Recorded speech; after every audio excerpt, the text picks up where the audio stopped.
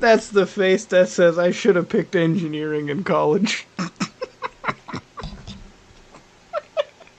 For those of you unaware of current drama, it turns out Mutahar of SomeOrdinaryGamers is a man who likes to tell stories about himself. Now that in itself isn't a problem. I personally love to share stories about what I've been up to. But he has this habit of talking about the same thing multiple times in ways that give very different impressions. Just as a quick example before we get into today's topic, one of the main ones people have picked up on is how he talks about his education. In a 2019 stream, he was asked about his academic background. Education background, asking because a lot of CS knowledge. Yeah, well, I did computer engineering when I went to college. That's what I did. And then I switched my career to post-production film editing because it was just far more interesting and lucrative, I guess, if that adds. Anyways, though, I'm going to end the stream for tonight. I would suggest that if you're asked about your educational background and you say you went to college for computer engineering, you are telling that person you got a qualification. In this case, because it was a live stream, he was telling the world that. But of course, elsewhere, you can find him saying he never got his degree. You should totally ignore college. I don't use my degree, and I haven't used it for like 6 years.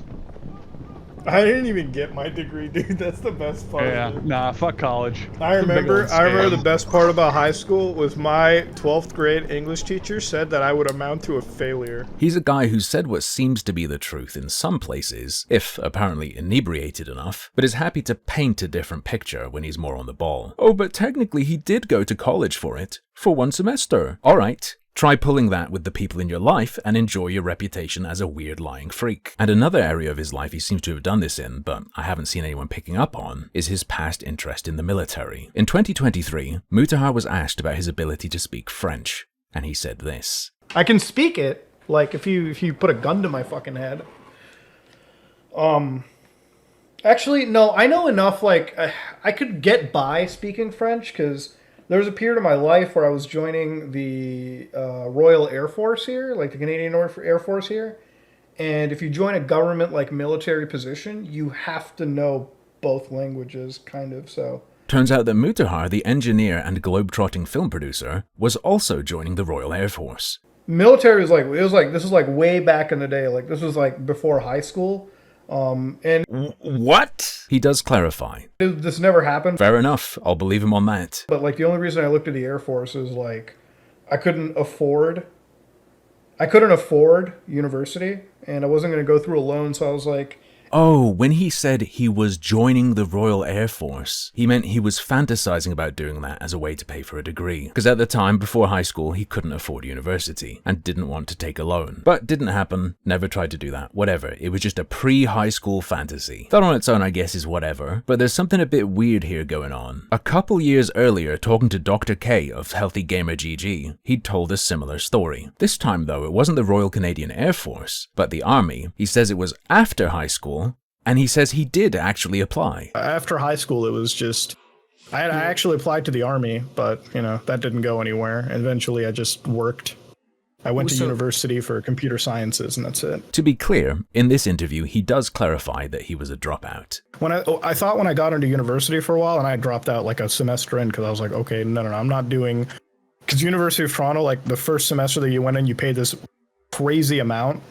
There's a slightly questionable thing here as well, though. He explains to Dr. K that the reason he dropped out was that school's very, very expensive, and at the same time he was getting more work on the side. So he had to choose, does he pursue that, or does he pursue school? And, at this point I started, you know, getting more work on the side. I started building up a career, so I was like, wait a minute, do I choose to go through this university path, which will work for me, or to go out on the career path? That's when I realized, like, okay, I'm on that tightrope. But at the time, his explanation was significantly different. He would frequently thank his YouTube viewers for enabling him to get off the path he was on, one he found depressing. Not because he was making the calculation he was presenting to Dr. K, but because it simply wasn't what he wanted to do. What else did I have forward to look to in my life?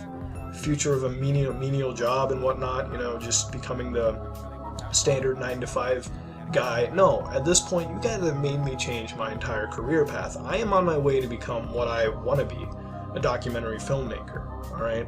I'm on my way to become one of those, alright? And he didn't simply leave education to pursue a career. He wasn't simply dropping education for work. He still needed a different education. He went to film school instead, which was his passion. I don't know, I think if I was talking to someone about this, I would have brought that up. A minor point, sure, but why did none of his stories ever stay the same? On that topic, Dr. K asked him what work he was doing in high school. And so you said you were working in high school. What kind of work did you do in high school?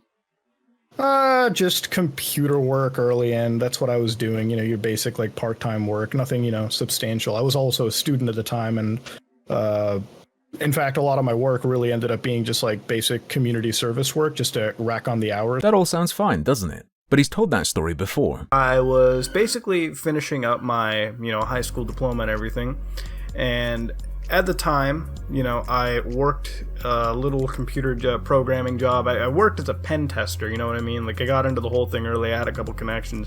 It's a pretty important job, and I was good at it. I made a fair amount of money at it, and if I still did that job, shit, I'd be, a lot more richer than I would be, at any point in time.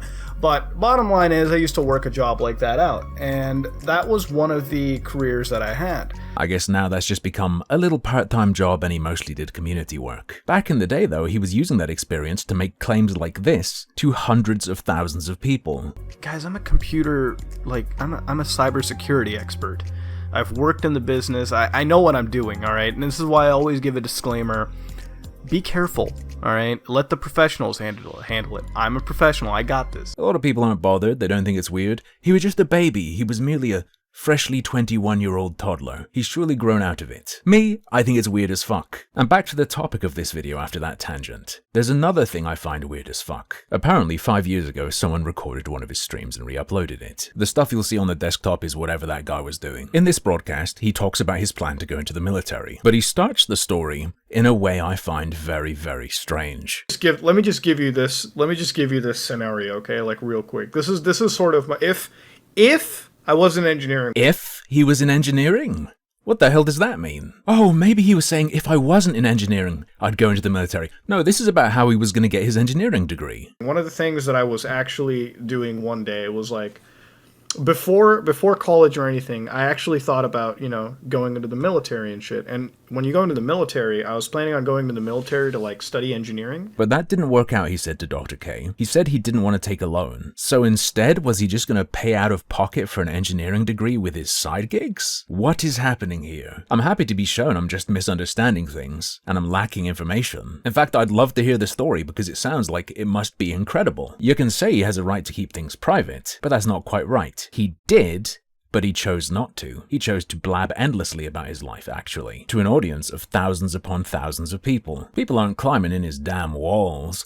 They're asking about public media he published. And Mutahar himself has warned against trusting people who claim expertise on the internet. Assassin's Creed Shadows, a game that has so much controversy right now. Tons of grifty accounts online fell for this one fucking person lying about their, credentials as a Japanese university historian expert. Even though it took 5 seconds to Wayback Machine their account and Yep, good tip. Thanks, Mutahar. I used it. Other tools as well are very useful for checking these things. figure out, oh, they were just some random white guy from, some part in Indiana, okay? Some random dude on the internet. And even if you took their Japanese, name, put it into, the Tokyo University or whatever university they claim to be, you couldn't even find that person. Another good tip. There's a tool that works just like that for engineers in your province. You plug someone's name in to see if they're licensed. See, people don't even want to do the bare minimum of research. Nobody wants to do even 5 minutes of research. But they'll believe anything an account says. So fucking true. Thank you, Muta. By the way, I've seen some people say he never claimed to be working as an engineer. Personally, I get a different impression from statements like this from 2023. As an engineer, if I show up to my office and I fuck up, okay, I don't have a job anymore.